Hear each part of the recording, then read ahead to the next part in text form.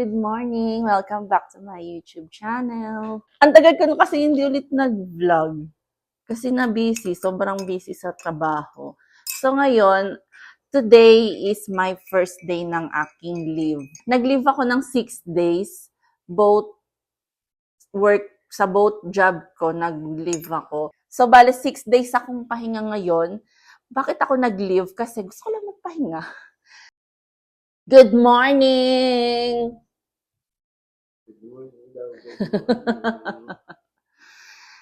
So ayun, sana makapagpahinga naman. Paano bang pahinga ang gagawin ko?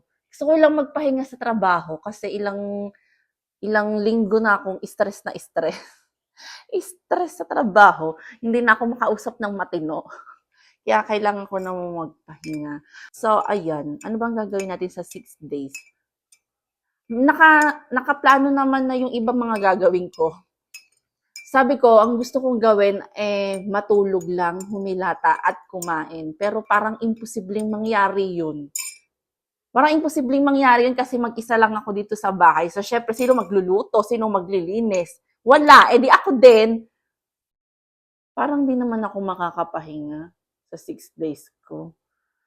Ngayon, ang gagawin ko ay maglilinis. Maglilinis ng bahay at magluluto. Bukas, ayoko maglinis. Hindi ako maglilinis bukas hanggang Biyernes. Today is Wednesday. Wednesday love, no? Sama siya sa video. Yan. So today, ano ba yung buhok ko bagong gising? So today is Wednesday. Maglilinis muna ako sa first day ng aking off.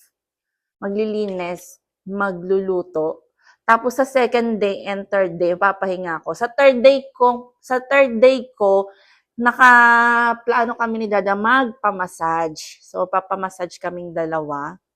Tapos, sa Saturday, manunood kami ng sine. Nakabili na ako ng ticket. Hulaan nyo na kung ano ang aming panonoorin. So, tingnan nyo na lang kung ano ang aming panonoorin sa sinehan sa Saturday. So, tingnan natin kung magagawa natin hindi maglinis. Pero siguro, basta ngayon maglilinis muna ako ng bongga para yung pahinga ko ay masarap. Para masarap yung pahinga ko. Di ba masarap magpahinga kapag malinis tsaka mabango yung kwarto, yung bahay.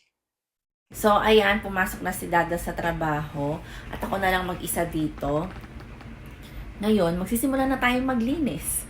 Mas masarap naman kasi talaga maglinis kapag para sa akin na ako, mas gusto kong maglinis pag mag-isa ko dito kasi mas nagagawa ko lahat yung mga gusto kong gawin. Nakakapaglinis ako ng walang palakad-lakad. Kaya mas gusto kong maglinis nang mag-isa lang ako dito sa bahay. Hinintay ko lang talaga umalis si Dada bago maglinis. At saka mamaya, mga 10 o'clock na ng umaga, mamayang 12, babalik siya rito para mag-break. Kasi pagka break time niya, may break time siyang 30 minutes, umuwi siya dito para dito siya kumain. Kasi malapit lang yung work ni Dada, mga 5 minutes drive lang. Kaya umuwi siya rito sa break time niya para kumain. Iniisip ko parang na maglilinis ako, parang nai-stress na ako. Although malit lang naman itong nilinisan ko kasi ang lilinisan ko lang naman, uunahin ko dito sa baba. Kasi dito sa baba namin is kwarto lang naman, tsaka washroom yan. Tapos sa taas, nandun yung sala and kitchen. So, dito ko muna unahin sa baba. Dito sa baba, ang nililinisan ko lang naman is yung kwarto namin at saka yung washroom. Kasi, yung kwarto ng mga bagets ng aking mga stepdaughter, dalaga naman na sila. Sila na ang naglilinis ng mga kwarto nila. So, kaya ang lilinisin ko na lang dito sa baba is yung kwarto namin ni Dada at saka yung washroom. Tapos, mamaya doon na ako sa sala. Tsaka doon na ako sa taas mamaya. Maliit lang naman tong bahay namin. Maliit lang naman yung nililinisin. Pero, kahit maliit yung nililinis ko, inaabot pa rin ako ng 2 oras.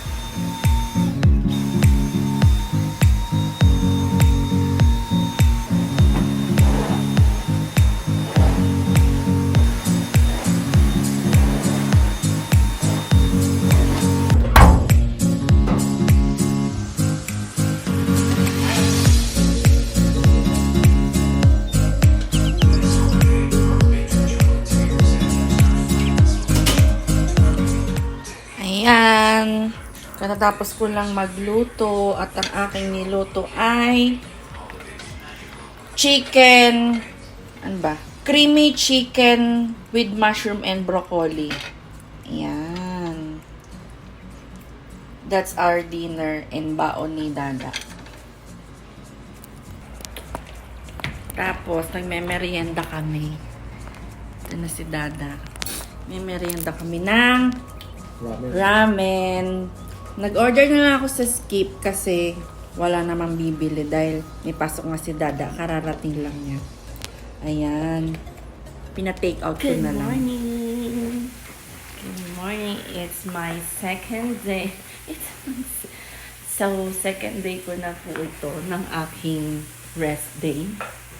Kagigising lang namin ni Dada at ang oras ay 8:30 ng umaga. Mamaya, darating yung after lunch, darating yung maglilinis ng magmamanicure, pedicure. Darating siya dito sa bahay namin. So, ayan. Hi guys, good morning. So, next day na to. Hindi na ako nakapag-vlog kahapon. Pero nakapagpa-home service ako kahapon naman ng manicure and pedicure. So, ayan, malinis na ulit yung kuko ko. Ang alam ko lang kasing gawin sa kuko ko is mag-nail cutter. Pero hindi ako marunong magtanggal-tanggal ng ng mga dry skin. Ayan. So, ayan, red na red. Ala! Good morning, bebe! Ang aming bunso. Ala! Ayan, red na red ang aking nails sa paa. Ala! Kagaya ng aking hair, red. At, pagising ko ngayong umaga, si Dada natutulog pa. Pagising ko ngayong umaga, na-shock ako. Kasi wala naman sa weather forecast itong mag-snow na to. Tingnan niyo. Ayan, nag-i-snow.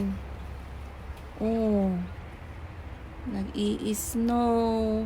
Wala naman sa weather forecast tong snow na to eh. Meron lang 9 AM pa daw. Pero 3% lang ang chance na mag-i-snow nakalagay sa forecast.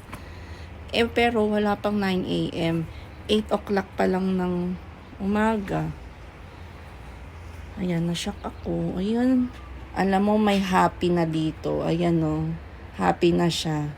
Gustong-gusto niya yung snow na yan. Ayan, ang inaabangan niya. Snowing na. Kaya pala yung nakalagay sa weather forecast for the next week, puro positive 2 digits na like, negative 2 digits na like negative 12, negative 11. Kaya pala mga ganun na yung weather kasi mag-i-snow na pala. Cookie, wala pa yan. Ala! What happened? Wala pa yan, Cookie. Manipis pa lang yan. Wait mo pagka kumapal-kapal na. Tingnan mo. Shh. Uy, look at your face. Cookie. Shh. Come on. Come on.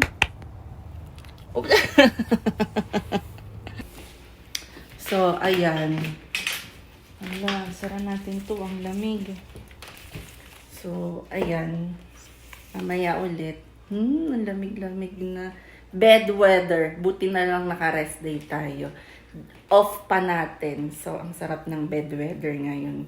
Malamig.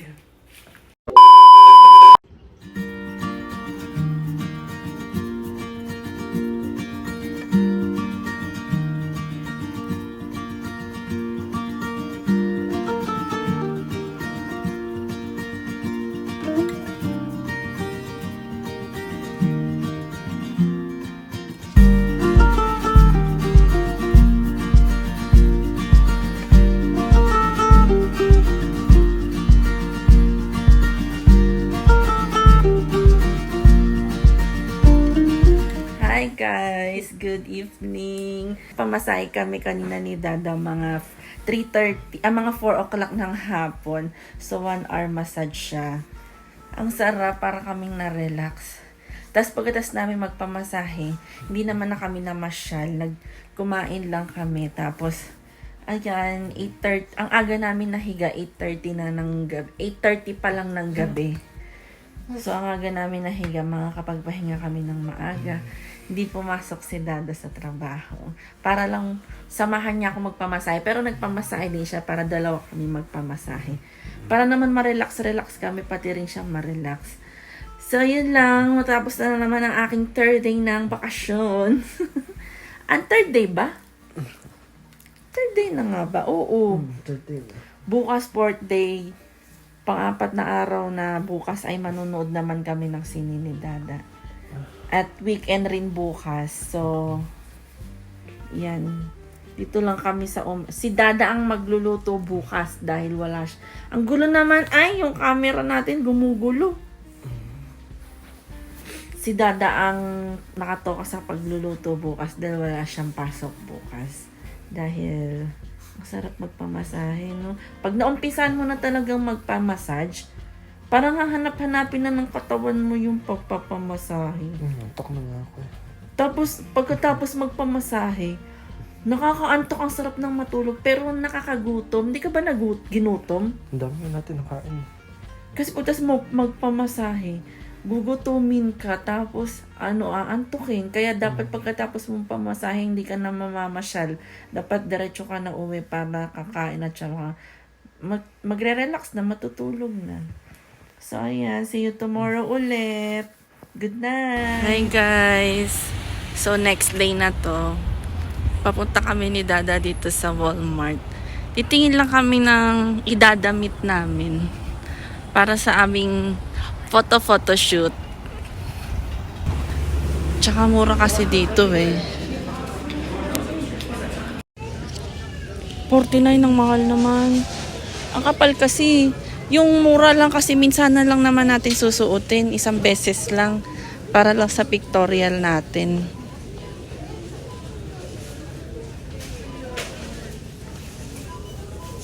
Ito oh. Ito love oh.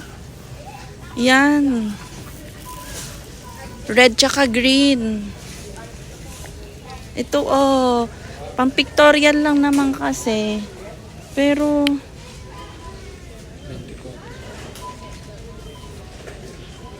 ba't nakalagay doon $18?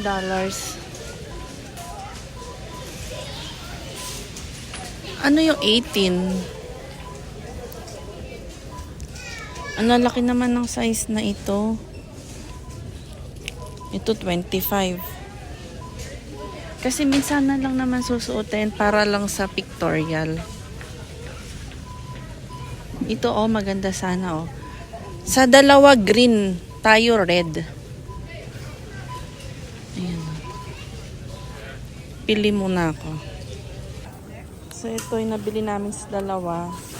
Sa dalawang dalaga. Ayan. Mura lang siya, $16 lang.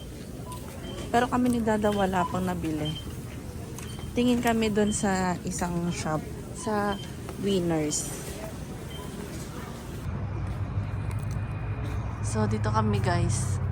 Winners. Dito kami sa Winners. Titingin ni Dada ng aming susuotin. Marte ang mami. Kaya ang hirap maghanap ng susuotin. So, ayan, pauwi na kami ni Dada. Hindi kami nakabili sa Winners kanina kasi meron naman ako nakita pero niyaya kasi ako ni Dada dito sa Old Navy. Sabi niya kasi baka mas maraming choices dito tsaka mas maraming mura. Kasi minsan, madalas kasi ang Old Navy mag-sale. Tapos pag mag-sale kasi sila wagas. 50% off, 40% off, ganyan. Eh lalo na magba-Black Friday. O magba-Black Friday na. Kaya dito na kami sa Old Navy nagpunta. Pero hindi na rin ako nakapag-vlog sa loob kasi nagmamadali kami. Kaya susunduin pa namin si ate. So ayun nabili namin. Nakabili kami tag-isa kami ni Dada. Ano kami? Matchy-matchy din kaming dalawa. So ayan. Sa next Saturday na kasi ang aming pictorial photo, ang family picture sa Saturday na yon. Eh tapos next week kasi Tuesday may pasok na ako kaya wala na akong time mamili. Kaya ngayon kami bumili ni Dada habang wala kaming pasok. So ayan, pauwi na kami. Tapos mamaya lalabas ulit kami para manood ng sine. See you later. Hello guys, nandito kami sa Carnival Cinema. Nanonood kami ni Dada ng sine. Halos lahat ng mga nakikita natin na puro Pilipino. Oh, blockbuster. Tignan nyo ha. Oh, diba? Puro Pilipino. Puro Pilipino. Love Cinema 3. Ha? Cinema 3. Pipili na ba tayo? Ewan ko kung pwede na. Saka ba pa may natin kita? Dito ako bumili ng ticket dati. Pwede, Guys. bakit papakita natin? Pinatay ko. Ayun, hello, love, goodbye. Ayun, hello, love, goodbye. Saan tayo papipila? Ah, ito.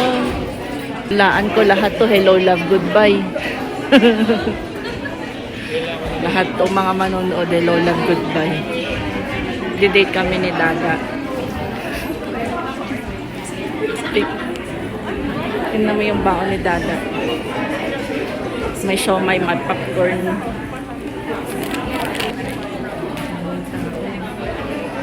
Hi guys, ayan na! Ayan na! Sabi ako ng sabi kanina ng hello, love, goodbye. Hello, love again pala. Ulit-ulit ko pang sinasabi kanina, hello, love, goodbye. Sorry naman guys, hello, love again pala. Commercial pa lang. 4 o'clock kasi. 4 o'clock kasi ang start. Ang aga namin. Ano oras na lang? 3:40. Ang aga namin. Excited kami. Mas maganda na maga kasi maganda po. Walang... Nasa gitna kami ni Dada. Bakit walang pumipwesto sa harap? Siyempre nakakadulin pag nandun sa harapan. Sa bagay. Halos lahat nasa likod. Mas maganda nga kasi O kasi pag nasa harap ka, nakatingala kang ganun eh. First time namin pumasok sa sinihan dito sa Canada. Pero mas malaki ang sinihan pa rin ng Pilipinas. Maliit lang to eh, no? Mas malaki pa rin ang sinihan natin sa Pilipinas. Ayan, ganyan lang siya. Parang ilang upuan lang. Madilim eh.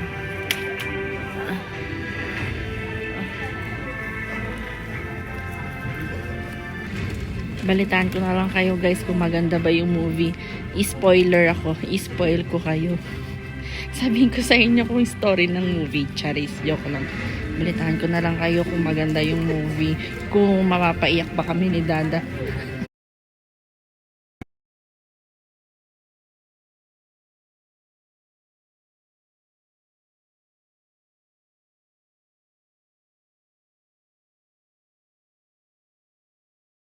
Pauwi na kami ni Dada, natapos na ang Hello Love Again. Maganda yung movie. Nakarelate ako dun sa nung unang pumunta rito si Joy sa Canada. Tsaka si Etal nung una silang nag-Canada. Yung hirap at sakripisyo na dinanas nila dito nung bago pa sila dito sa Canada. Nakarelate ako doon kasi ganun talaga yung mga nararanasan ng mga karamihan ng mga pumupunta rito sa Canada. Yung unang punta mo, yung bagong dating ka pa lang dito sa Canada, ang tawag dito? Maraming sacrifices at hirap ang mararanasan mo kasi hindi instant ang trabaho dito. Hi guys, good evening. So, pang 5th day na ng aking rest day. So, nakalimutan ko kanina mag-video ng aking pinaka-highlight na ginawa for this day. Nakalimutan ko, nagbablog pala ako. Pero ang ginawa ko lang kasi kanina is nagpunta kami ni Dada sa mall. Nagpunta kami sa ano ba to? Bath and Body Works. Yan.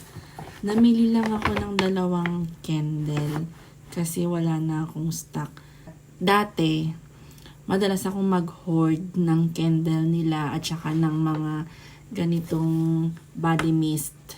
Madalas akong mag-hoard. Pero ngayon kasi marami pa akong stocks ng body mist. Tapos yung candle, wala na akong stock. Kaya bumili lang ako ng 2 piraso lang muna. Tipid-tipid lang, ganun. Meaning to say, ako'y nagtitipid ngayon, kaya hindi ako nag-hoard ng candle.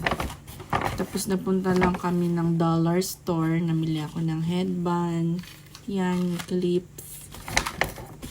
Tapos, ito, yung binili ko.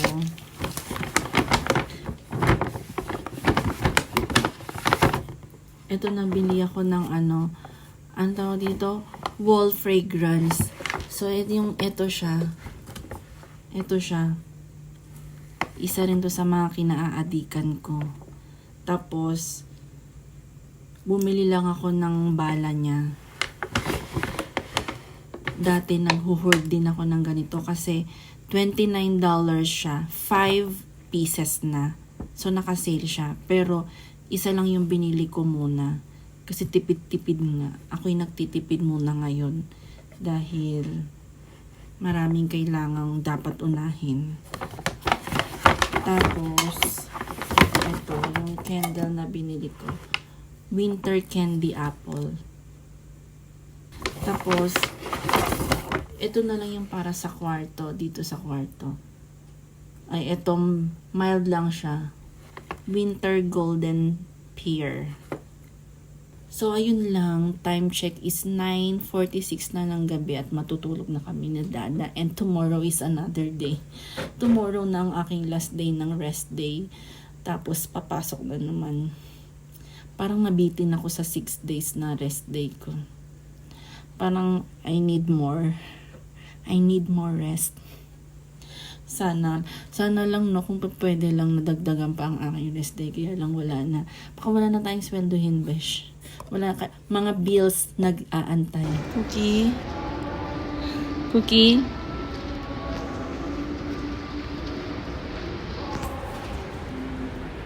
Hi guys. So, dito kami sa mall. Sinasama namin si Dada magpa-eye check up.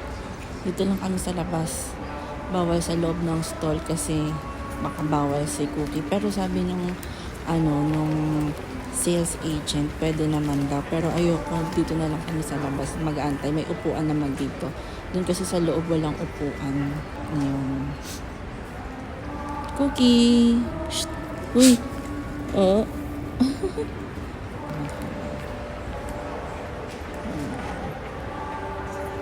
Kaupo lang kami.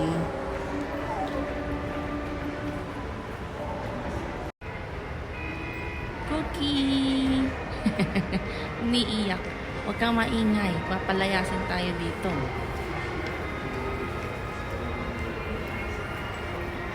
Diyan kami galing kahapon sa Dollarama. Diyan kami namili ng mga anik-anik. Dito rin kami galing kahapon. Galing rin kami dito kahapon. Dito kami namili ng Bath and Body Works.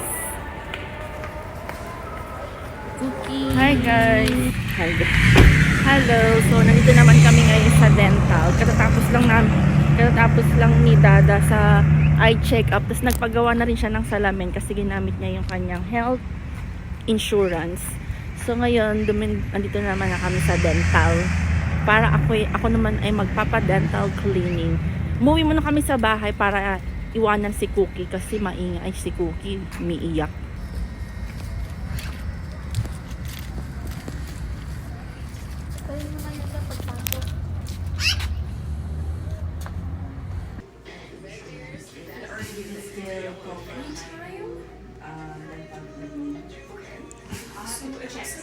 So, ayan, natapos na ang aking dental cleaning.